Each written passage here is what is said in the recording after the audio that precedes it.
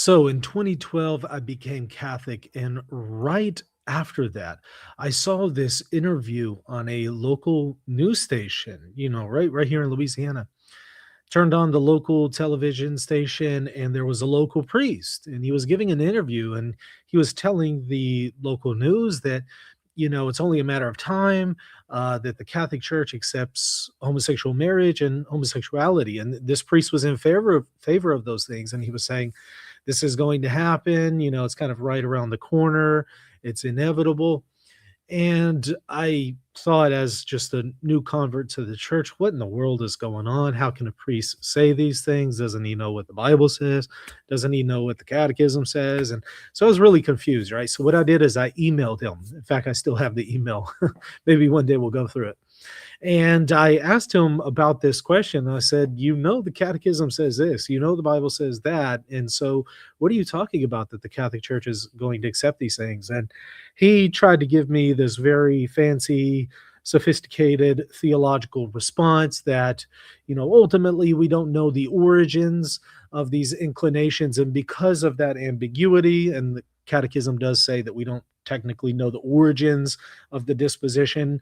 Because of that, he said, there's room for development here. Maybe one day we'll find out that the inclination is perfectly natural, designed by God, and therefore we'll then have the church teach that these things are okay, and homosexual marriage will be accepted and all that. That was effectively his answer, right? And I tried to push back as a new convert the best that I could, but obviously he wasn't budging or changing his mind, and still hasn't to this day. He's still priest in the diocese, hasn't changed his position since then, unfortunately. But be that as it may, people will ask the question, and I asked it then, why does this guy even remain in the Catholic Church at this point? Like, what is he doing? This is clearly contrary to the Bible, clearly contrary to what Catholicism teaches. Why just stay within the Catholic Church and sow division and confusion with stuff like this? And I think the answer is very clear that in majority of cases, the reason why they stay in the Catholic Church is they want to change the Catholic Church from within. They believe they can do more to change Catholicism if they're priests within the church than if they were, an Anglican priest or something like that, or a Lutheran pastor. So they stay in the church to change it within. And that relates very much to the conversation that we're having today about the German bishops. Some big news coming out with the German bishops. Looks like things are really coming to a head, and an previously unpublished letter from Pope Benedict critiquing the German bishops and the German synodal way has recently come out. And people are naturally going to ask questions like, why are the German bishops even here? Why don't they just leave? Why don't they just go to Protestantism? Isn't there already a Protestant church in Germany? Isn't that where the Reformation came from? They want another Protestant church in Germany. Well, again, the reason why they stay within the church is they want to change it from within. And what are they wanting to change? They want to change the church's teaching on homosexuality, church's teaching on marriage, church's teaching on women's ordination, the church's teaching on who gets to decide doctrine. Is it the Pope and the College of Bishops, or is it local Episcopal bodies mixed in with the laity? There's a lot going on with the German bishops, and they're making claims that, hey, the laity can join in with the bishops in determining doctrine regionally and locally, and they're pushing for women's ordination, homosexuality, gay marriage, all that stuff. And they've been doing so for years now. And now it's really coming to a head because they're attempting to establish a permanent synod, a permanent body that will exist in Germany, made up of most of the German bishops. Only a few are objecting to it. So most of the German bishops mixed with a group of laity. And they will come together to make this body that will determine doctrine in Germany, will determine what they teach on marriage, homosexuality, women's ordination. They are pushing for women's ordination to the diaconate and priesthood, for also married male clergy, So all sorts of things, but they want to be able to decide that for themselves, and things are coming to a head because they're trying to establish that as a permanent body. Kind of like you have Episcopal conferences today made up of, bishops in maybe the United States or something like that, different territories, different countries. They come together and they have a standing conference, a standing body, and they meet together, and they don't necessarily determine doctrine, these Episcopal conferences, but they deal with a lot of practical stuff. Well, this is kind of like what they're wanting to do, but they're wanting it to be more than just an Episcopal conference because they already have one of those. They're wanting it to be something that changes doctrine and has more teeth, has more power, has more authority. They've been trying to do it for years. Pope Francis challenged some of this in his time, but he never went far enough to really just shut it down. He did write directly to the laity in Germany, before he passed, a few years before he passed away, kind of telling him you don't really have to listen to your bishop if he's telling you this kind of stupidity. So he kind of bypassed them and went straight to the laity. He did write some things critical of the bishops. He did send some nuncios, representatives from the Pope, over to Germany, kind of trying to push back on what they were doing, but it was never really enough. And so we always have kind of thought, well, maybe the next Pope is going to do something about it. And now we're wondering, okay, well, what is Pope Leo going to do? Pope Leo actually just met with the nuncio to Germany. So the papal representative to Germany, he just met with them to have a discussion about the German bishops. So it's pretty interesting because we're starting to see stuff is happening behind the scenes. And simultaneous to that, people have released now an unpublished letter of Pope Benedict right before he passed away. He was emeritus at the time, right? He was no longer Pope. He had resigned or abdicated. But he wrote a letter critical of the German bishops, and he actually wrote it to Cardinal Marx, who is the head of the German Episcopal Conference. So he's kind of the head guy in charge when it comes to Germany. Wrote the letter to him, and specifically to him because Cardinal Marx is the successor of Pope Benedict as the Bishop of Munich. You remember Pope Benedict, before he was Pope, was the Bishop of Munich. Who was his successor? Who did Pope Benedict appoint to be the Bishop of Munich? Cardinal Marx. At the time he was a bishop, he made him Cardinal Marx a couple years after he made him the Bishop of Munich. So Pope Benedict made him a cardinal. And then he writes to him telling him things are getting out of control. I'm writing to you to let you know if you don't stop doing this, it's not going to end well. It's going to end very badly for the Germans. In other words, it's going to result in schism. You need to stop doing what you're doing. Cardinal Marx didn't listen, kept pushing the envelope. Shortly after Pope Benedict wrote that letter, some stuff came out accusing Pope Benedict of, when he was bishop, of having covered up sex abuse. So Pope Benedict had to kind of deal with all of that. Cardinal Marx was silent about what his predecessor did or didn't do in that matter, just didn't really say anything. Cardinal Marx, along with many others in the German Episcopal Conference, at one point actually offered their resignations in mass to the Pope. And the Pope, at the time, Pope Francis, declined. So he actually declined to allow Cardinal Marx to resign. Cardinal Marx, it looks like he's been wanting to resign for some time because he's been taking a lot of heat. So it looks like he wants to be out the door anyway.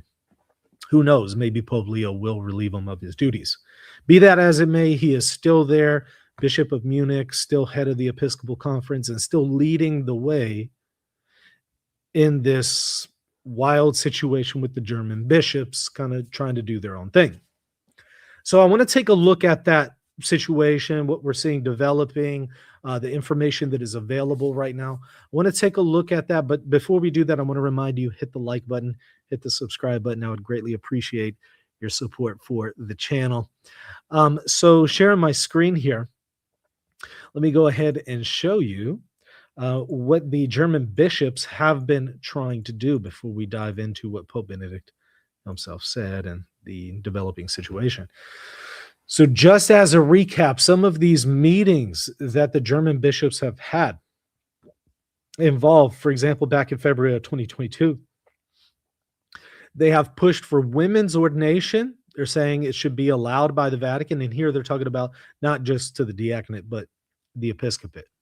By the way, Cardinal Marx, they said that he was actually pushing for women to be ordained to the diaconate at that extraordinary consistory that just took place, a week ago, January 7th and 8th at the Vatican. The laity should have more influence on the election of bishops. That's not without precedent historically, but it's certainly at odds with the way things have been done for quite some time now, where it's normally the Pope who determines who will be the next bishop, at least in most cases.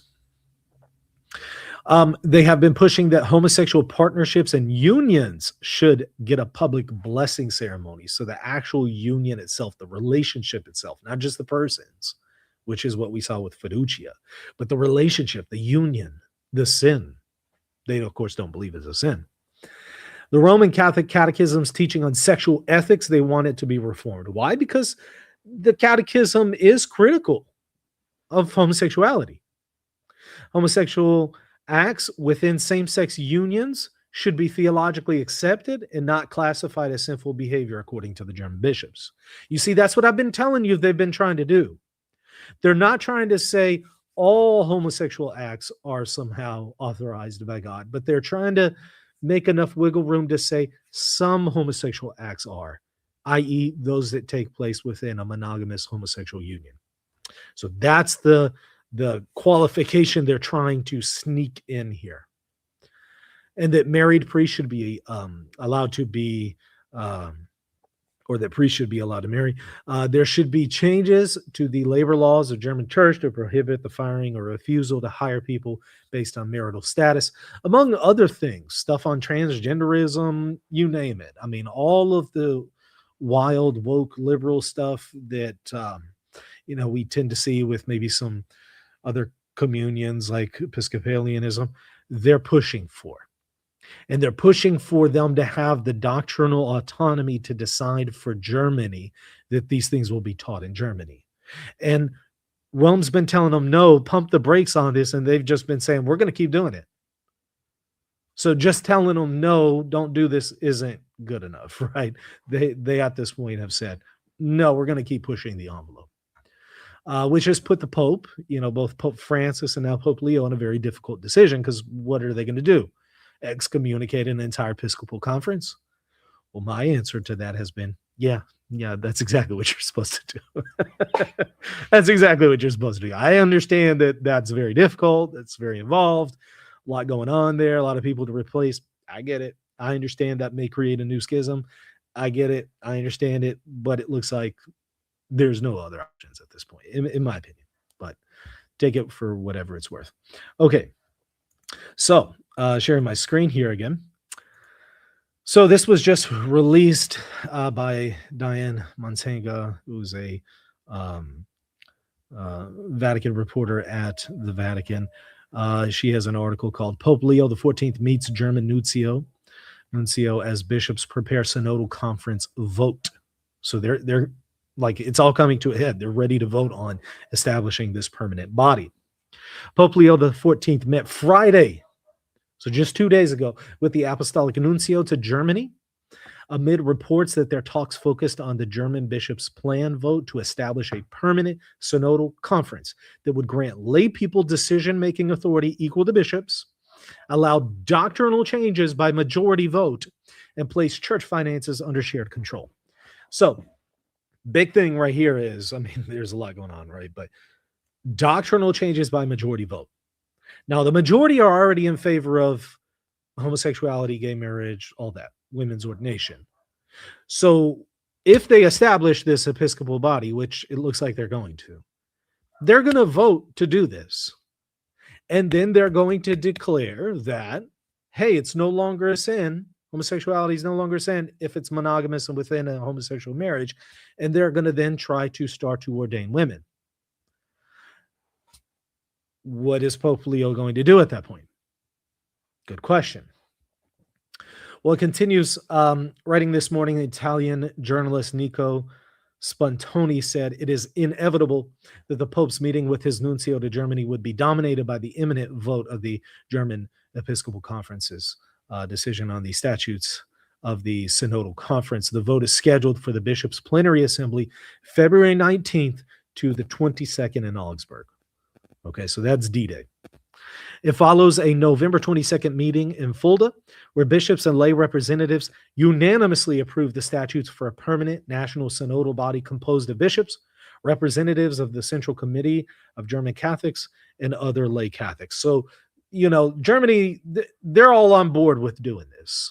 There are only a handful of German bishops that are actually opposed to this Episcopal Conference, and there's German synodal way, as they're calling it. There's only a few of them that are just saying, I'm not going to participate. Among the majority who are participating, all of them at this point are like, yeah, let's go full speed ahead. The Holy See had warned as early as 2019 that such matters exceed the competence of any local church, yet German bishops led by the former and current presidents of the German Bishops' Conference, Cardinal Reinhard Marx and Bishop Batzing, have persisted, even promoting proposals such as the female diaconate. Cardinal Marx, again, Archbishop of Munich, and Batzing, the head of the German Episcopal Conference. Marx actually used to be the head of the Episcopal Conference. Indeed, several sources told Sputoni that Cardinal Marx intervened in last week's extraordinary consistory of cardinals to express the hope of moving toward a female diaconate in practice, if not formally or in writing. So he's really pushing for it. And the Germans, it looks like they're going to go ahead and go for it. His article also reveals that Benedict XVI privately expressed grave concern in a 2021 letter to Marx, fearing that synodal path would do harm and end badly if not stopped, advice that went unheeded. I think he passed away in 2022, if I'm not mistaken, right? So this was very much towards the end of his life that he wrote this, but it's only now coming out. He says, look, writing to Cardinal Marx, again, keep in mind, Cardinal Marx, Archbishop of Munich. Who made him Archbishop of Munich? Pope Benedict XVI. Who made him a cardinal? Pope Benedict XVI. So the man that he kind of put in place to be his successor in Munich just went wild. And it's not like Pope Benedict didn't already know that he was kind of liberal and all that ahead of time. He knew, but this is one of those things where we just see really bad papal appointments from John Paul II, from Pope Benedict XVI, from Pope Francis. Now we're seeing it from Pope Leo. It's been this constant thing where we're all scratching our head wondering what's going on. Why are they making him a bishop? Why are they making him a cardinal? Why are they putting him in a prominent position? That isn't new to Pope Leo or Pope Francis. Pope Benedict was part of that as well. And he made him a bishop and a cardinal. But then he writes to him in 2021 privately and tells him, you guys are going way out of control, and this is going to end really badly. It's going to end up doing more harm than good, and asked Cardinal Marx to stop. Advice that went unheeded. Cardinal Marx just kept on pushing. German bishops kept on pushing. Pope Leo XIV now faces the question of how and whether to intervene amid concerns that the German initiative could escalate into a schism within the Universal Church. Yeah, absolutely. Because in February, guess what? They're going to come out and they're going to say women's ordination, and we're going to start making a move on that. We're going to start ordaining them. Gay marriages, we're going to start blessing those. Homosexuality is not always sinful. They're going to start to go for it in February. In comments this evening, Spontoni said that during today's meeting, the nuncio also spoke to the Pope about his resignation upon reaching the age of 75. The decision rests with the Pope, but those who know him say the nuncio had suffered because of the situation of recent years and would prefer that his resignation be accepted. So the nuncio may end up having his resignation accepted. And it'll be interesting to see who he would maybe put in there if he does that. Now, here's what Spantoni posted originally that just kind of led to this conversation. Here's the article translated into English. So let's read it together. And just reminding you, those of y'all who are just now tuning in, since we're doing this show live, make sure to hit the subscribe button and the like button. Okay, Germany is where the most explosive dossier Leo XIV inherited from Francis is being played out. Neither the Jubilee year nor the conclave has halted what Cardinal Mueller has defined as the process of Protestantization of the Catholic Church in Germany. And while Rome has so far bided its time in the face of the continual steps forward from beyond the Rhine, now the knots are coming to a head. And by the way, it wasn't just Mueller who's likened them to another Protestant Reformation. Remember, it was Pope Francis that took a shot at the German bishops. It said, we've already had one Protestant schism and Reformation in Germany. We don't need another. Talking about the German bishops. Unfortunately, he didn't remove them, though, right? In the coming hours, the Pope is expected to receive the nuncio, which he did. It is inevitable that the conversation will be dominated by the imminent vote of the Bishops' Conference. This is a project already approved by highly powerful Central Committee of German Catholics that will rise to a permanent body in which lay people will be placed on equal footing with bishops. So the Catholic Church teaches that as far as teaching, governing, ruling, sanctifying, that's exclusive to bishops and not laity. To include laity in that function, in that process, in a formal way that equates them on equal footing with bishops would be contrary to Catholic doctrine. This synodal conference will have a decision-making power and will be able to introduce changes to doctrine by majority vote, forcing those who dissent to provide a public justification. Moreover, the conference will take over the management of the financial resources of the extremely wealthy German church. All this is exactly what the Holy See feared would happen in 2019 when the contested synodal path was launched in Germany, and the current prefect for the dicastery of bishops wrote to the then head of the German Bishops' Conference, Cardinal Marx, warning that the issues such as ordained ministries for women, the separation of powers between laity and clergy, and priestly celibacy do not concern the church in Germany, but the universal church, and with few exceptions cannot be the object of deliberations or decisions by a particular church. Here's why. If you want to understand why. Okay. So the Catholic Church is supposed to be one, right? The Creed talks about one Holy Catholic and Apostolic Church. If you have part of the church that believes some teachings and dogmas, and another part that believes different teachings and dogmas, one part believes that you can ordain women, another part believes you can't, you no longer have the one church of the creed. You're no longer the one Holy Catholic and Apostolic Church. You're not one, because you have to be one in faith, governance, and also sanctification. So you could say liturgy, sacraments, if you will.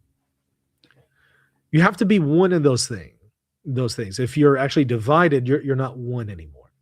And what they're doing here is they're dividing the sacrament of ordination. They're also dividing church doctrines on faith and morals. And who governs the church? They're dividing the church on that question.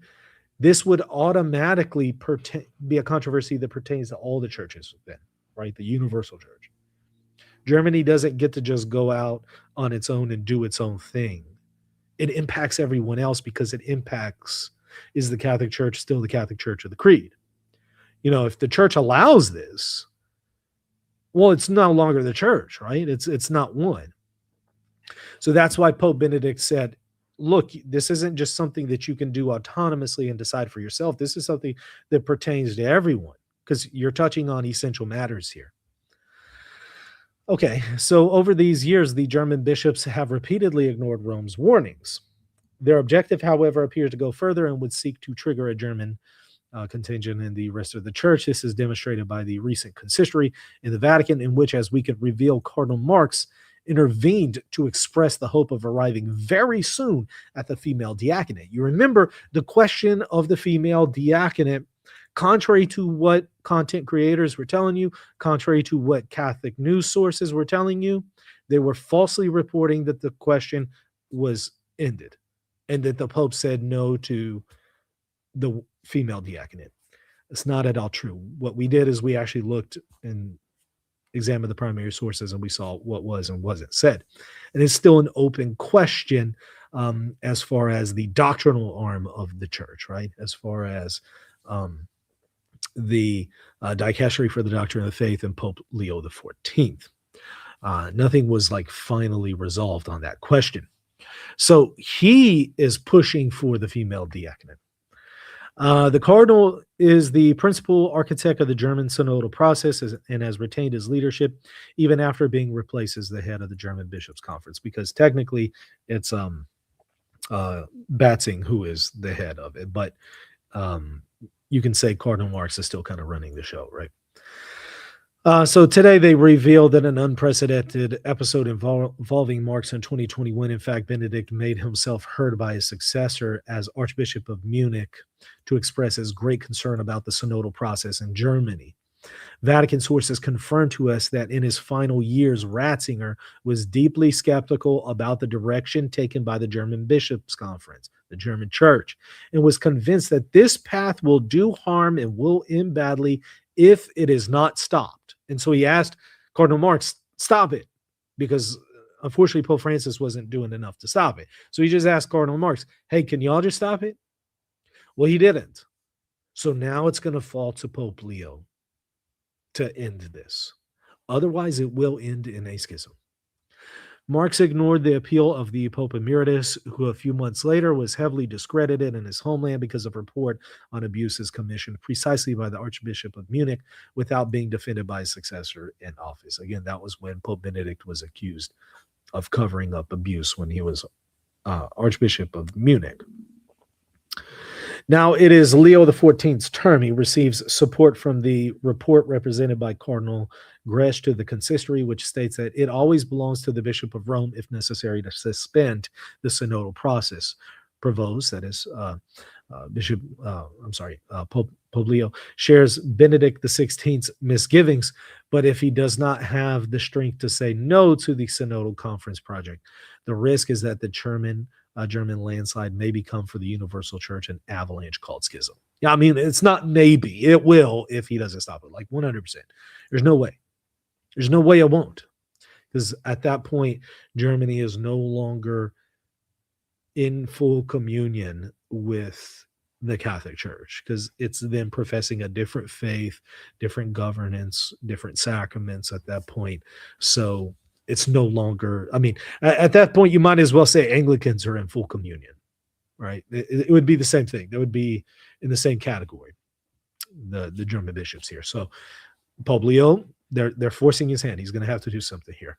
So it'll be interesting to see what happens. Stay tuned, because I suspect we're going to find out pretty soon, right? We'll probably find out before February 19th, because that's when they're going to make their move to establish the permanent body. That's when it goes into effect. So we'll probably hear something from Pope Leo before then. I would be shocked if we don't. I'd be shocked if he waits until after they've already voted to authorize these things or something. So make sure to hit the subscribe button so you can stay in tune with what's going on with this story and many others. I'll keep you all up to date and offer my commentary on it.